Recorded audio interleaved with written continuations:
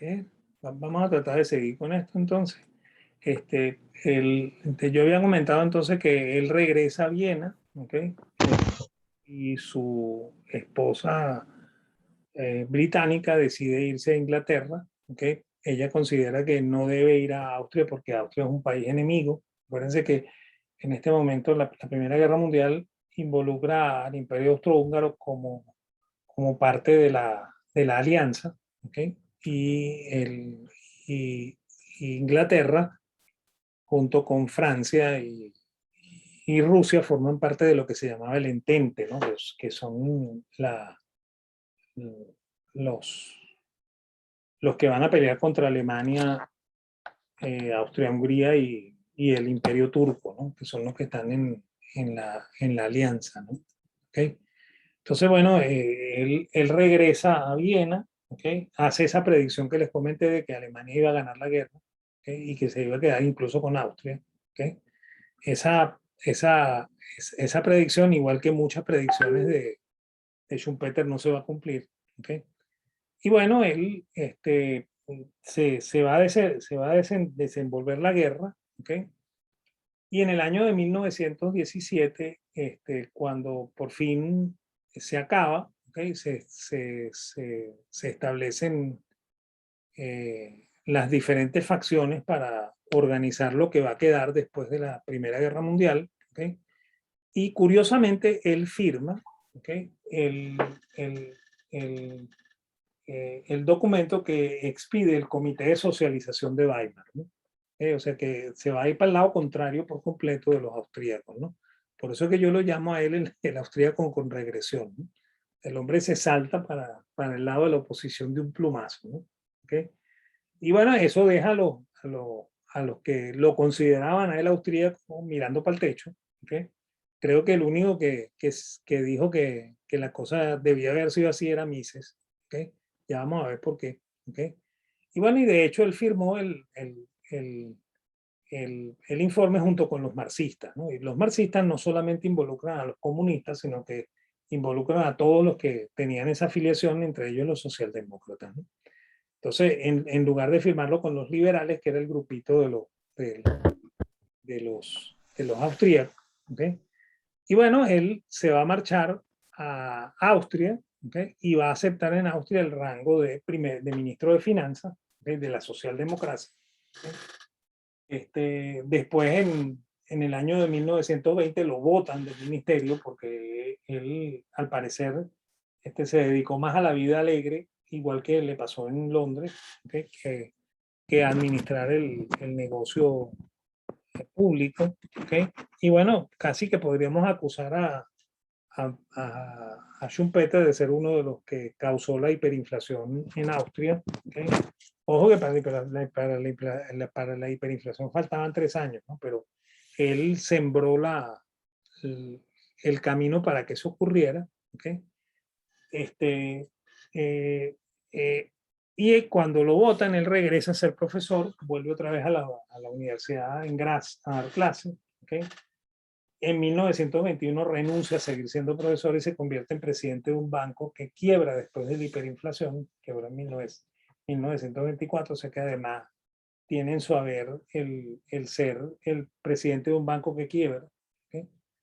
Y bueno, después él intenta volver al mundo académico de nuevo en el año de 1925. ¿Okay? Y en ese mismo año de 1925, él se casa con una chica que se llama Annie Reisinger, ¿okay?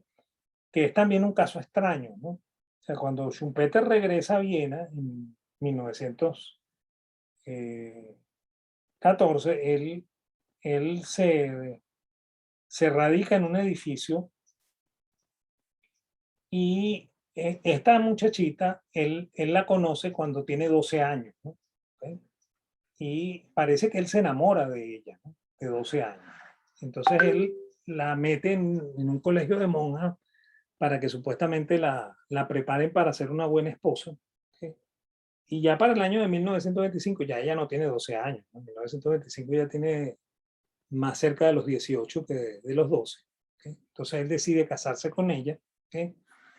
Y bueno, ahí va a ocurrir un evento bien curioso, ¿no? La señora británica se entera de que él está casado en segundas nupcias con esta señorita, y ella va a Viena, ¿okay?, a hacerle la vida imposible a Schumpeter, porque supuestamente ellos no se habían divorciado, ¿no?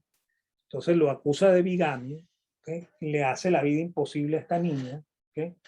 En medio del juego le ocurren a Schumpeter dos desgracias horribles, bueno, tres desgracias horribles, porque la mamá de Schumpeter se muere, ¿okay?, una semana antes de que Annie dé a luz, ¿okay?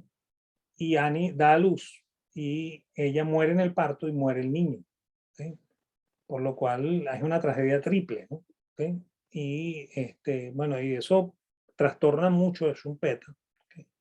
De hecho, Schumpeter de ahí en adelante va a tener un cuarto en su casa eh, que él va a guardar supuestamente para esta señora Annie, ¿okay?, que por supuesto nunca está, ¿okay? Y él parece que tenía profundos arrepentimientos acerca de lo que había hecho, ¿no? ¿Okay? Y eso lo va a acompañar toda su vida. Bueno, en 1932 él intenta tomar la cátedra de Sombart. Sombart es el heredero de la escuela histórica alemana, ¿okay? Y Sombart también es el creador del concepto de la destrucción creadora que usa Schumpeter, ¿no? ¿Okay? Por lo cual, en realidad, aunque Schumpeter en el primer trabajo, que es la metodología de la economía, se asoma como austríaco, y aunque en el segundo trabajo, que es la teoría del desenvolvimiento económico, engaña bastante haciéndonos creer que es austríaco, ¿okay? Schumpeter en realidad es un historicista, ¿no? ¿Okay? Por eso que estoy hablando de la regresión de un austríaco con regresión, de un austríaco que se regresa hacia la escuela austríaca. Y bueno, él cuando intenta tomar la cátedra en Berlín, la cátedra que está dejando Sombart, porque Sombart se está jubilando, ¿okay?, es el año 32, ¿okay?, y ahí él se da cuenta de una cosa muy fundamental, ¿no? A él no le van a dar la cátedra porque él tiene, ¿cómo se llama? Eh, tiene sospechas de ser austríaco, pero tiene además de eso la certeza de que el tipo colaboró con la socialdemocracia, ¿no? Y en este momento, en 1932, ya está repuntando, ya están repuntando en Alemania los nacionalsocialistas, ¿ok? Y de hecho, la cátedra no se la van a dar a él, la pierde, ¿ok? Y entonces él se da cuenta en el concurso por la cátedra que él no es bien visto en Alemania, ¿okay? Y por eso él decide irse a los Estados Unidos. Curiosamente, ese año eh, Taussig se estaba jubilando en Harvard, ¿okay?, y él logra tomar la cátedra que estaba dejando Taussig, ¿okay? Y ahí se va a convertir en el profesor de muchos norteamericanos famosos. Él va a ser el tutor eh, de Samuelson, va a ser tutor de Tobin, va a ser tutor de Heilbronner, va a ser tutor de Metzel, ¿okay?, entre otros, ¿no? Una pila, ¿okay? Y ahí se casa también por tercera vez con una señora que se llama Elizabeth Woody, ¿okay?, que es una historiadora y que es la culpable de que nosotros tengamos el libro ese que se llama Historia del Análisis Económico, porque ella, al parecer, le tenía un cariño muy especial a Schumpeter, ¿no? ¿Sí? O sea que a ella le debemos el libro, porque Schumpeter lo único que le dejó a ella fue la casa, ¿no?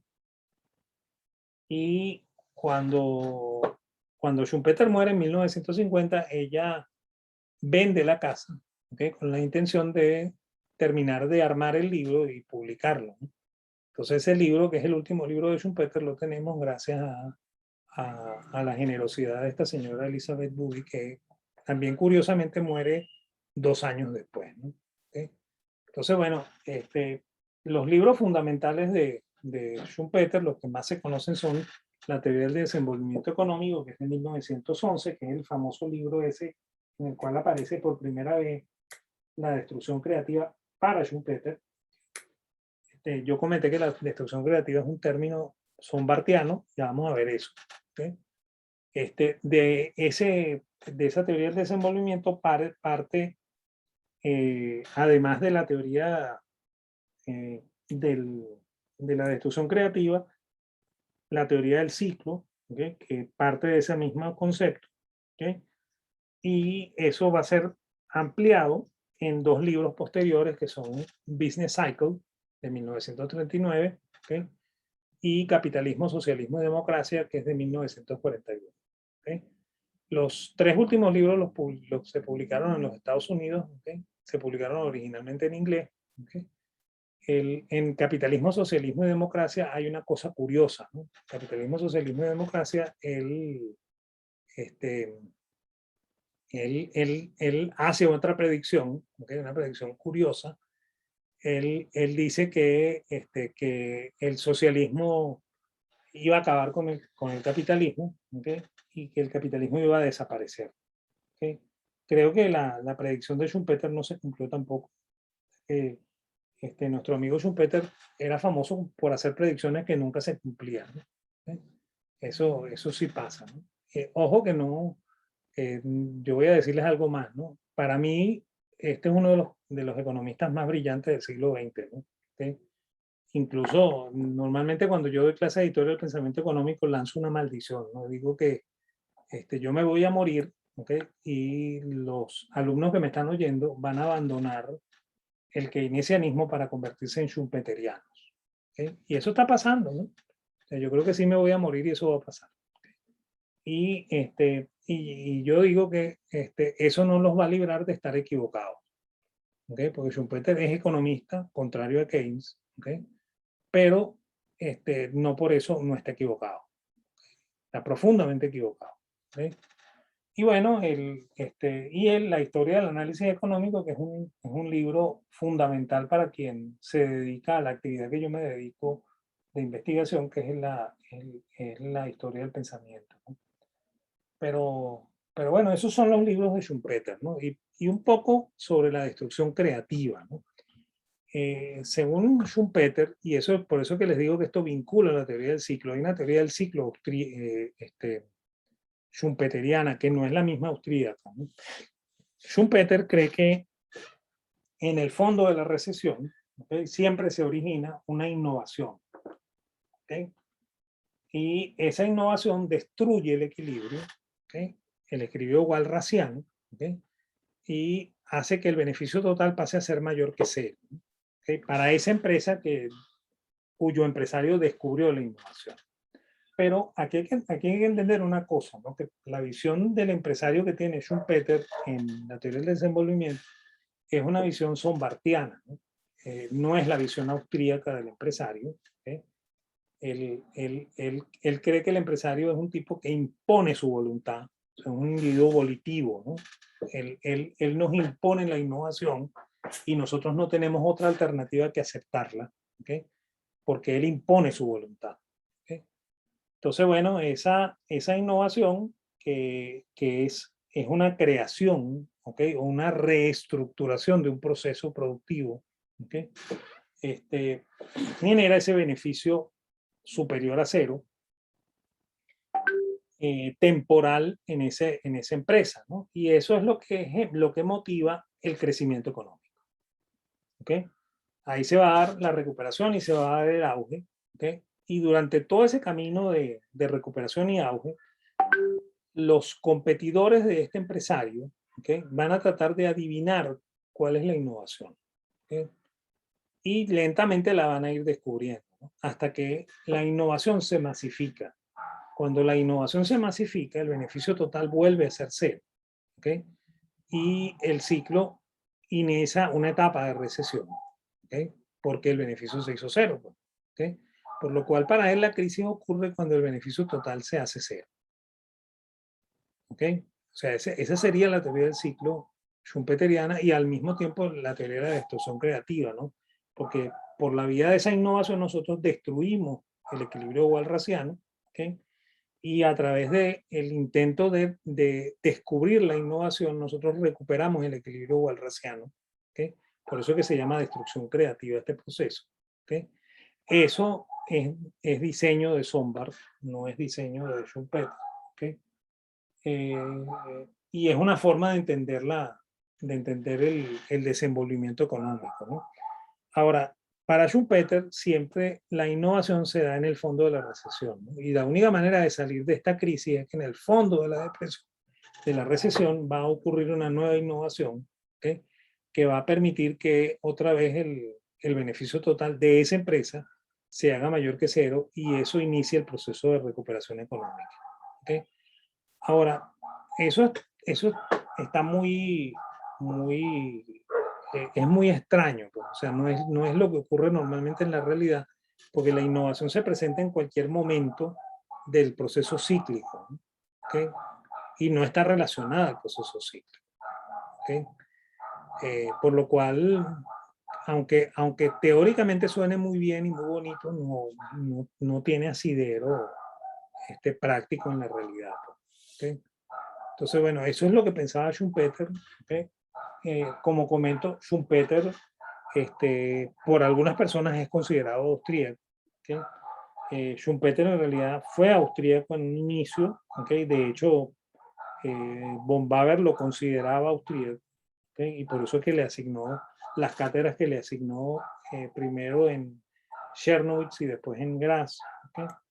Pero en realidad él creo que consideraba más eh, eh, la teoría sombartiana que la teoría austríaca, ¿no? ¿Okay? Por lo cual creo que era más historicista que, que austríaco, ¿no?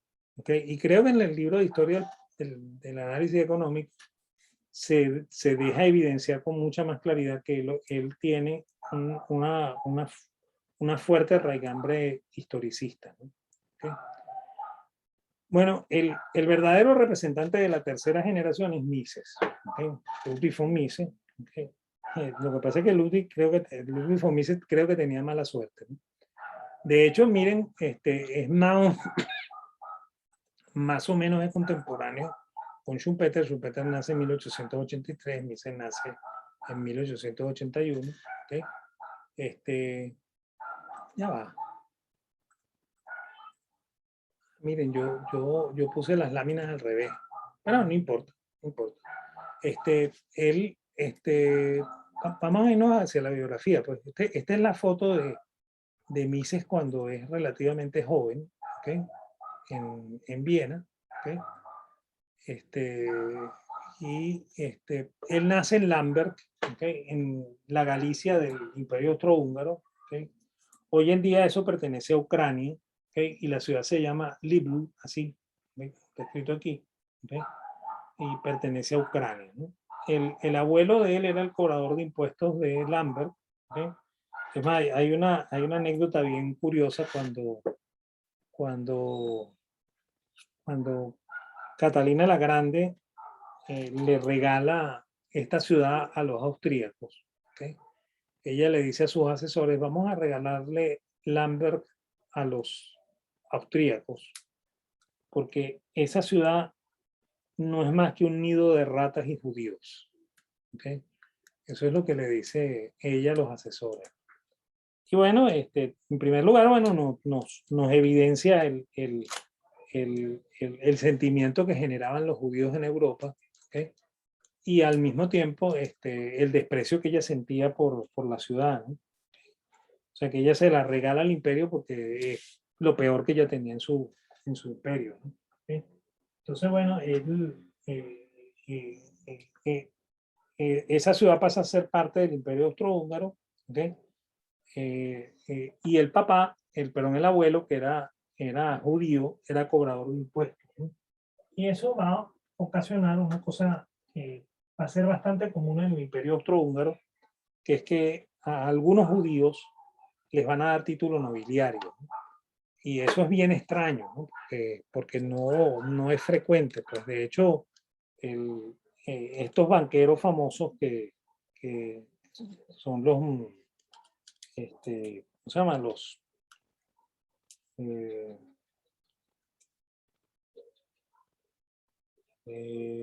oye, se me olvidó el nombre en este momento, que son de origen austríaco también.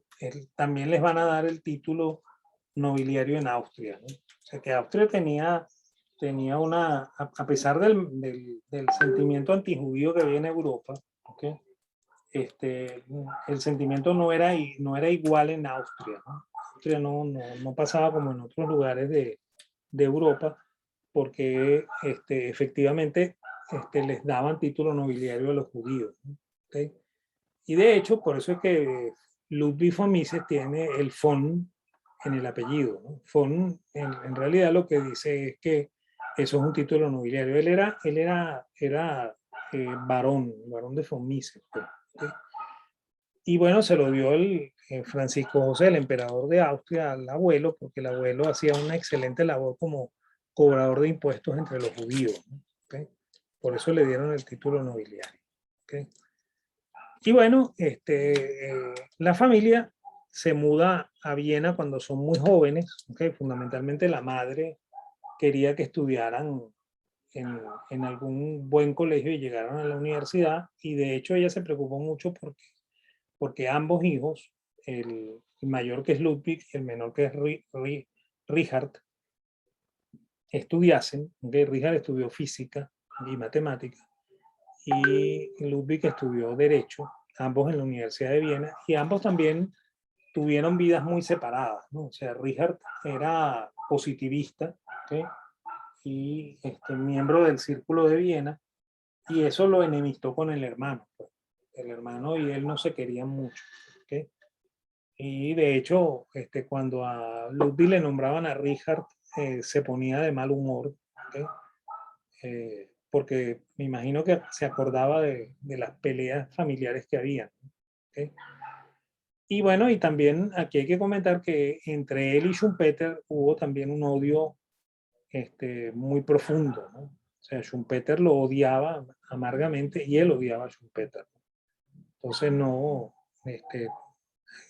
aquí habían relaciones bien complejas, ¿no? ¿Okay? Bueno, él estudió Derecho, como comentamos, en la Universidad de Viena, se graduó de doctor en Derecho en el año 1906, ¿okay? Y inició la carrera en ese momento como funcionario público, de la cual se cansó, ¿okay? Y en 1909 pasó a ser director de la Cámara de Comercio en Viena, y además de eso, el economista jefe de la Cámara de Comercio, que no era solamente una Cámara de Comercio, era una Cámara de Comercio y pequeña industria, porque en ese momento Austria estaba adoptando la revolución industrial, ¿okay? Y se estaban generando las primeras grandes empresas en Austria, por lo cual esta Cámara de Comercio incluía algunas industrias, ¿okay? Y bueno, y von Mises era el asesor de ella, ¿no? Y bueno, durante la Primera Guerra, él se va a reclutar, a formar parte de la artillería del Imperio Austrohúngaro, ¿okay? Luego va a ser asesor en el Ministerio de Guerra del Imperio Austrohúngaro, y aquí hay que comentar una cosa importante, ¿no? Después lo vamos a ver también con Hayek. Hayek también se reclutó y sirvió también en artillería, ¿okay? En esa época, si tú eras artillero, tenías que ser bueno en matemáticas, ¿no? Bueno en física, ¿okay? El artillero tenía que calcular la trayectoria del proyectil para poderlo disparar, ¿no? Entonces había que ponerle ángulos y ¿cómo se llama? Y inclinación al proyectil para que cayera en determinado sitio. Todo eso se calculaba a mano, porque no había computadores, por lo cual el oficial de artillería era un tipo experto en matemáticas. Entonces, eso nos dice que von Mises probablemente era un tipo que conocía la matemática. No probablemente, seguramente, porque además en los libros se nota, ¿okay? Aunque él no ponga ecuaciones, ¿okay? Los comentarios que él hace en el libro demuestran que sabe mucha más matemática que la que normalmente sabe un economista, ¿no? Entonces, bueno, él va a ir a la Primera Guerra Mundial. Eso nos fijamos que Schumpeter no lo hizo, ¿okay? También nos vamos a fijar que Keynes no lo hizo, ¿okay? Mises y Hayek sí fueron a la Primera Guerra Mundial, ¿okay? Sin embargo, bueno, Mises es tan destacado que lo sacan del campo de batalla y lo llevan como asesor económico al Ministerio de Guerra del Imperio Austrohúngaro, ¿no? Luego de la guerra, él regresa a la Cámara de Comercio, recupera su puesto, ¿okay? Y desde ahí se va a dedicar a hacer estudios económicos con muchísima profundidad porque Austria está, desde el momento en que se convierte en república, está regida por el Partido Socialdemócrata vienés, ¿okay? Por lo cual se ha pasado para el lado de la izquierda. ¿Okay? Y además de eso, bueno, él hubo de las ideas austríacas el intento de volverse comunistas, ¿okay? Como estaba ocurriendo en la Unión Soviética, y Mises va a escribir contra eso, ¿no? Igual cuando ocurra la hiperinflación, él va a ser el mayor crítico del Banco Central en la época de la hiperinflación en Austria. ¿Okay? O sea, todos esos trabajos los va a escribir von Mises mientras él sea director de la Cámara de Comercio. ¿Okay? Y ahí fue asesor económico de un canciller que ejerció por un poco tiempo, que Engelbert Dollfuss, que era un canciller fascista, ¿okay? Pero antinazi. ¿Okay? Y más tarde fue el asesor económico de Otto von Habsburg, que fíjense, el apellido von Habsburg es de la casa de los Habsburgo, ¿no? ¿Okay? Que era un político demócrata cristiano que aspiraba a intentar regresar a Austria a la condición monárquica. ¿Okay? Él fue asesor de ese político ya al final de su momento en Viena, ¿no? Y bueno, ahí desde la Cámara de Comercio él dirige el seminario privado, ¿okay? En el cual él va a aceptar un grupo de jóvenes, ¿okay? Que van a ser los que van a conformar la cuarta generación austríaca. Entre ellos está Hayek, ¿no? Y además funda el Instituto Austríaco para el Estudio del Ciclo, ¿okay? Que es el que va a diseñar la teoría del ciclo económico austríaco. ¿Okay? Y que ese instituto va a ser dirigido por Hayek, ¿no? ¿Okay? En el año de 1934, fíjense, 33 es cuando Hitler toma el poder en Alemania y ya se dirige a tomar el control de Austria. En Austria la conquistan en el 34. ¿Okay? Entonces, en el 34 él deja Austria. Acuérdense que tiene origen judío, ¿okay? Y además es liberal, por lo cual por las dos vías paraba en un campo de concentración. ¿Okay? Entonces, él deja Austria y se va a Ginebra, donde por fin consigue cátedra. ¿Okay? Él, a pesar de que era doctor en Derecho, no consigue cátedra porque la Universidad de Viena está quebrada después de la Primera Guerra. ¿Okay? Entonces, a él le permiten ser profesor, lo que los austríacos llaman Privatdozent, ¿okay? Que es un profesor que es autorizado por la universidad, pero la universidad no le paga, ¿no? Un profesor honoris causa, ¿okay? O ad honorem, pues, ¿okay? Entonces él le cobraba a los alumnos, ¿okay? Por eso es que es Privatdozent, ¿okay? En ese seminario privado. ¿Okay? En el 34 él consigue cátedra en Suiza, en la ciudad de Ginebra, ¿okay? En un instituto que se llama Instituto de Estudios Internacionales. Ahí va a estar hasta el año de 1940, cuando él se va a los Estados Unidos con su esposa. ¿Okay? Él se casa allá en Suiza con una actriz que se llama Margrit Sereni. ¿Okay? Ella era viuda y tenía dos hijos. ¿Okay? Y bueno, ella es la esposa de von Mises, la que va a ser esposa toda la vida de von Mises.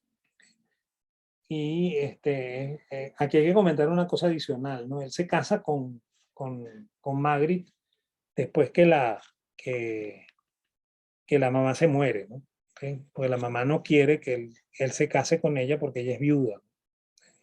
La mamá era un personaje de muchísimo carácter, ¿no? ¿Okay? Y bueno, en 1940 él decide huir a los Estados Unidos. ¿Okay? Ellos sospechan, como muchos judíos que estaban en Suiza, que los alemanes iban a entrar en Suiza, que iban a violar la neutralidad suiza y se iban a llevar a los judíos presos. Y bueno, él efectivamente huye a los Estados Unidos. ¿Okay? En eso lo ayuda uno de sus alumnos, que es Fritz Machlup. ¿Okay? Fritz Machlup es el que manda el pasaje para que ellos vayan a los Estados Unidos. Y aquí hay también un relato dramático, ¿no? Ellos tienen que atravesar Francia, que está ocupada por los nazis, tienen que atravesar también España, que es aliada de los nazis, porque Franco era aliado de Hitler, ¿okay? Aunque no estaba metido en la guerra, y tienen que atravesar Portugal también, porque el único puerto que tenían habilitado para irse a Nueva York era el puerto de ¿cómo se llama? De Lisboa, ¿okay? Y bueno, y ahí también tienen que pasar por el Portugal de Salazar, que también es aliado de Hitler, ¿okay? Y él logra evadir todos los controles y por fin se monta en el barco y va a Nueva York, ¿no? En Nueva York, él va a recibir el apoyo de la Fundación Rockefeller y de la Fundación Volcker, ¿okay? Este Volcker es el mismo Volcker que después fue presidente del Banco de la Reserva. Bueno, en realidad es el padre de él, ¿no? Y es el fondo con el cual se educó a Volcker, ¿okay? Por lo cual Volcker recibió también clases de von Mises, ¿okay? O sea que a pesar de que cometieron sus errores en política monetaria, ellos tuvieron que haber oído a von Mises en algún momento decir que la política monetaria era, no sé, era inconveniente. O sea que de alguna manera lo tuvieron que haber oído. Y bueno, y eso le permitió a él ser profesor visitante en la Universidad de Nueva York. Ahí en Nueva York le pasó algo parecido a Viena, o sea, él no tuvo cátedra, ¿okay? O sea, no le pagaban por dar clases. Y le permitían hacer un seminario privado. Y bueno, y ahí él fue el líder de ese seminario entre el 45 y el 69, recibió muchísimos alumnos, ¿okay? De esos alumnos, quizá el más famoso es Kirchner, ¿okay? Y bueno, y Rothbard también, aunque Rothbard no hizo doctorado con él, ya Rothbard había hecho el doctorado, ¿okay? Kirchner sí hizo el doctorado con von Mises, ¿okay? Y con ellos pasó algo parecido que con Hayek, ¿okay? Que es que Schumpeter, ¿cómo se llama? Mises los transformó, ¿no? Y los convirtió en austríacos militantes, ¿no? ¿Okay? Entonces, bueno, él además fue eh,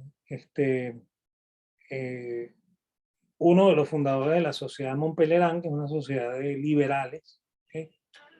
Y en el año de 1962 le dieron la condecoración austríaca de la ciencia y el arte, ¿okay?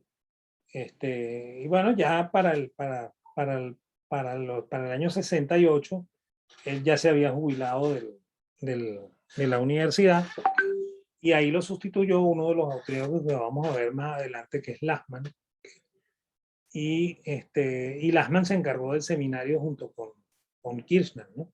Okay, esa historia la vamos a contar un poco más adelante, ¿okay? O sea, ¿cuáles son los libros fundamentales de von Mises, ¿no? Y aquí regresamos un poco atrás, ¿no? El primero, La teoría del dinero y el crédito, que salió publicado en 1912, ¿okay? Ahí Mises habla del teorema regresivo del dinero, ¿okay? Él dice que para entender el, el dinero tenemos que entender su valor, ¿okay? Y entonces él dice que la única manera de saber el valor del dinero es enfrentándonos a la estructura de precios que nosotros conocemos y nosotros tenemos una experiencia de la estructura de precios, ¿no? O sea, la última vez que nosotros fuimos al mercado, nosotros nos enfrentamos a esa estructura de precios, ¿okay? Y esa estructura de precios tiene relación también con la estructura anterior, ¿no? ¿Okay? Y eso me permite a mí contrastar el valor de hoy del dinero, ¿okay? Con el valor anterior del dinero, ¿okay? Y establecer un rango de comparación para saber si el dinero ganó o perdió valor, ¿ok? Y eso lo puedo hacer hasta el infinito hacia atrás, ¿ok? En el momento en el que el, el, la mercancía dejó de ser mercancía y se convirtió en dinero, ¿ok? Entonces, así es como von Mises trata de explicar la aplicación del principio de la utilidad marginal al dinero, ¿ok? Y por esa razón él nos dice que de verdad, el precio del dinero es su capacidad de compra, ¿okay? No la tasa de interés, sino su capacidad de compra. ¿Okay? Acuérdense que antes dijimos que la tasa de interés no era el precio del dinero, ¿okay? Por lo cual el verdadero valor de compra del dinero es su capacidad de compra, ¿okay? Y eso se mide en términos de una cesta de bienes, ¿no? Nuestra cesta de bienes, ¿no? Por lo cual eso es una apreciación subjetiva, ¿ok? No puede ser una expresión, no puede ser una apreciación generalizada, ¿ok? Yo no puedo crear una cesta común de toda la sociedad, sino que cada uno de nosotros tiene una cesta particular, ¿ok? Y eso está explicado en el libro de la teoría del dinero y el crédito, ¿ok? De von Mises. ¿Okay? Después en el año de 1922, ahí no está el año, pero en el 92 él escribe Socialismo, que es una explicación de cómo se instaura el régimen socialista. ¿Okay? Es más, de hecho, leer ese libro en la realidad venezolana de hoy es terrible, ¿okay? Porque ustedes encuentran unas similitudes tan impresionantes que si no se deprimen es porque tienen el corazón fuerte. ¿Okay? Entonces, él dice que el socialismo es la interrupción del proceso de mercado, ¿okay? Y que ahí él arranca con la idea de que el socialismo es imposible, ¿okay? Porque al intentar controlar el mercado no se forman precios libres, ¿okay? Y por tanto es imposible la realización de cálculo económico por parte de los empresarios, por lo cual la economía deja de tener sentido, ¿no? Y él dice que pues, esa es la razón por la cual el socialismo no es viable, ¿no? ¿Okay? Y de hecho, las veces que ha colapsado el socialismo ha ocurrido por este mismo proceso, porque sencillamente no encuentran la manera de resolver los grandes problemas económicos y el mismo socialismo se destruye a sí mismo. Pues, ¿okay? Por eso es que, contrario a lo que dice la teoría marxista de que el proceso lógico es que el capitalismo se pasa al socialismo, ¿okay? Es falsedad por todos lados. Pues. O sea que al final del socialismo lo único que queda es volver al capitalismo. Ok, el otro libro importante, y quizá el más importante, es La acción humana. ¿Okay? Mises escribió muchísimo, ¿okay? Escribió sobre todo en metodología, aunque no escribió libros de teoría política, sus segmentos de teoría política dentro de los libros son interesantísimos. ¿Okay?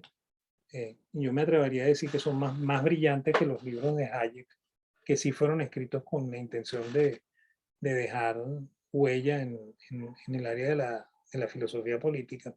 ¿Okay? Entonces, bueno, la acción humana es el tratado fundamental de economía de... Es más, si uno quisiera estudiar